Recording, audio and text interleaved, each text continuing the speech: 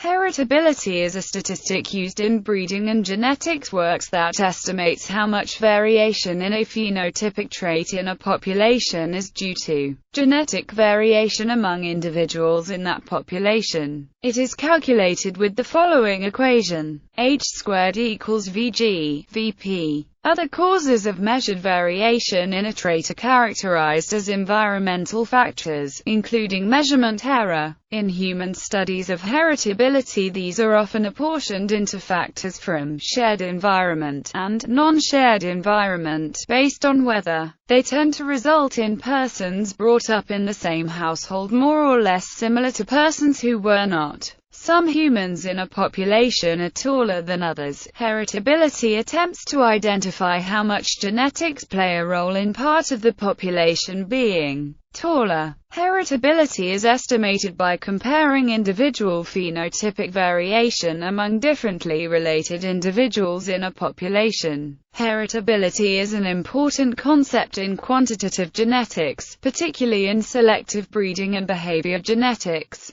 but is less widely used in population genetics. Jeffrey Miller, an evolutionary psychologist, has said, writing about sexual selection and biological fitness, the concept of heritability applies only to traits that differ between individuals. If a trait exists in precisely the same form across all individuals, it may be inherited, but it cannot be heritable. Overview: Heritability measures the fraction of phenotype variability that can be attributed to genetic variation. This is not the same as saying that this fraction of an individual phenotype is caused by genetics. In addition, heritability can change without any genetic change occurring, such as when the environment starts contributing to more variation. A case in point, consider that both genes and environment have the potential to influence intelligence. Heritability could increase if genetic variation increases, causing individuals to show more phenotypic variation, like showing different levels of intelligence. On the other hand, heritability might also increase if the environmental variation decreases, causing individuals to show less phenotypic variation, like showing more similar levels of intelligence.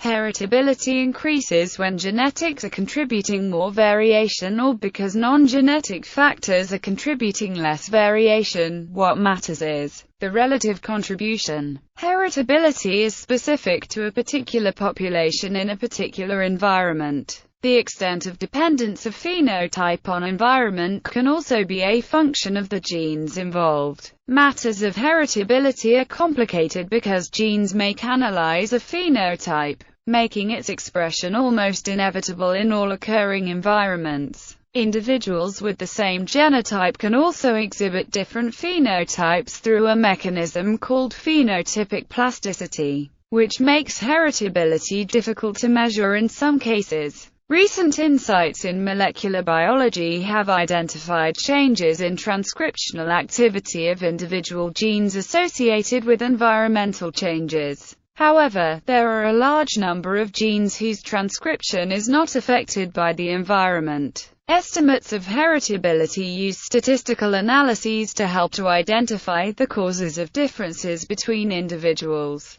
Since heritability is concerned with variance, it is necessarily an account of the differences between individuals in a population. Heritability can be univariate, examining a single trait, or multivariate, examining the genetic and environmental associations between multiple traits at once. This allows a test of the genetic overlap between different phenotypes. For instance, hair color and eye color. Environment and genetics may also interact, and heritability analyses can test for and examine these interactions. A prerequisite for heritability analyses is that there is some population variation to account for. This last point highlights the fact that heritability cannot take into account the effective factors which are invariant in the population. Factors may be invariant if they are absent and do not exist in the population, such as no one having access to a particular antibiotic, or because they are omnipresent, like if everyone is drinking coffee. In practice, all human behavioral traits vary and almost all traits show some heritability. Definition: any particular phenotype can be modeled as the sum of genetic and environmental effects. Phenotype equals genotype plus environment. Likewise, the variance in the trait, VAR, is the sum of effects as follows. VAR equals VAR plus 2 COV. In a planned experiment, COV can be controlled and held at 0. In this case, heritability is defined as H2 is the broad sense heritability. This reflects all the genetic contributions to a population's phenotypic variance, including additive, dominant, and epistatic, as well as maternal and paternal effects where individuals are directly affected by their parents' phenotype, such as with milk production in mammals. A particularly important component of the genetic variance is the additive variance, VAR, which is the variance due to the average effects of the alleles. Additive variance represents, therefore, the genetic component of variance responsible for parent-offspring resemblance.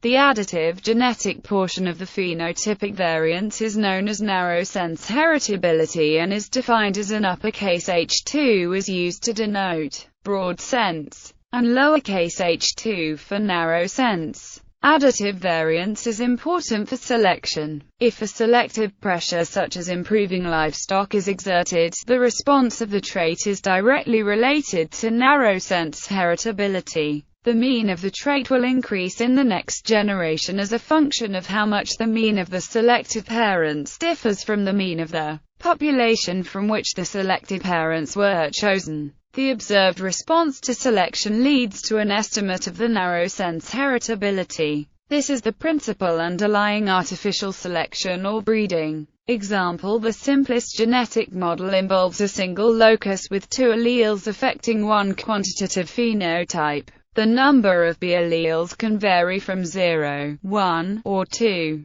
For any genotype, BIBJ, the expected phenotype can then be written as the sum of the overall mean, a linear effect, and a dominance deviation, equals population mean plus additive effect. The additive genetic variance at this locus is the weighted average of the squares of the additive effects, where there is a similar relationship for variance of dominance deviations, where the linear regression of phenotype on genotype is shown in Figure 1. Estimating heritability. Since only P can be observed or measured directly, heritability must be estimated from the similarities observed in subjects varying in their level of genetic or environmental similarity. The statistical analyses required to estimate the genetic and environmental components of variance depend on the sample characteristics. Briefly, better estimates are obtained using data from individuals with widely varying levels of genetic relationship, such as twins, siblings,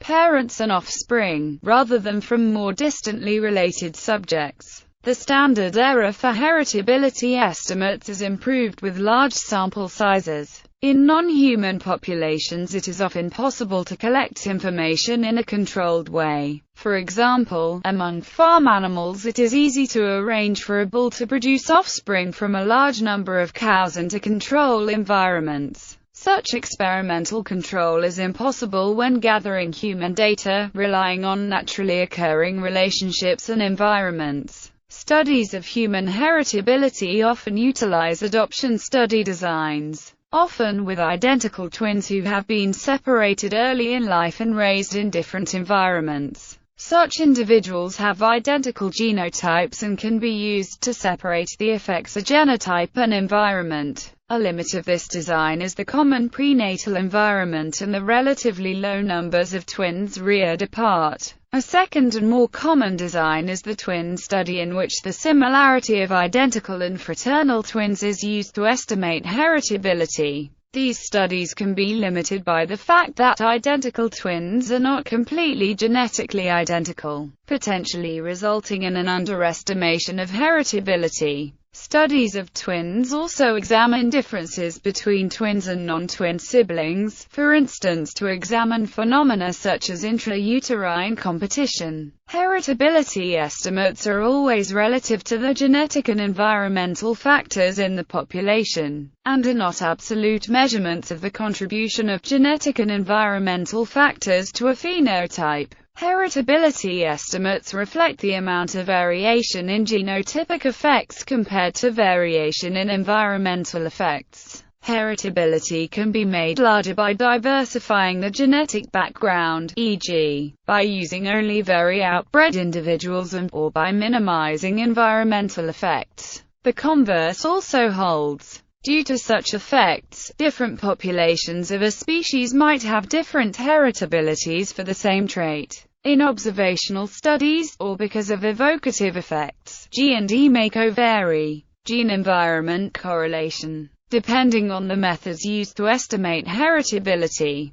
correlations between genetic factors and shared or non-shared environments may or may not be confounded with heritability. Common misunderstandings of heritability estimates. A common estimate of heritability is called the heritability index, which ranges from 0 to 1. A high index of 0 means that none of the variability between people in the study sample on the trait under investigation is due to genetic factors. An high of 1 indicates the opposite. Heritability estimates are often misinterpreted if it is not understood that they refer to the proportion of variation between individuals on a trait that is due to genetic factors. It does not indicate the degree of genetic influence on the development of a trait of an individual. For example, it is incorrect to say that since the heritability of personality traits is about 6, that means that 60% of your personality is inherited from your parents and 40% comes from the environment. Even a highly heritable trait assumes environmental inputs which are required for development. For instance, temperatures in an atmosphere supporting life, etc. A more useful distinction than nature versus nurture is obligate versus facultative. Under typical environmental ranges, what traits are more obligate or more facultative? Another useful distinction is between traits that are likely to be adaptations versus those that are byproducts of adaptations, or are due to random variation.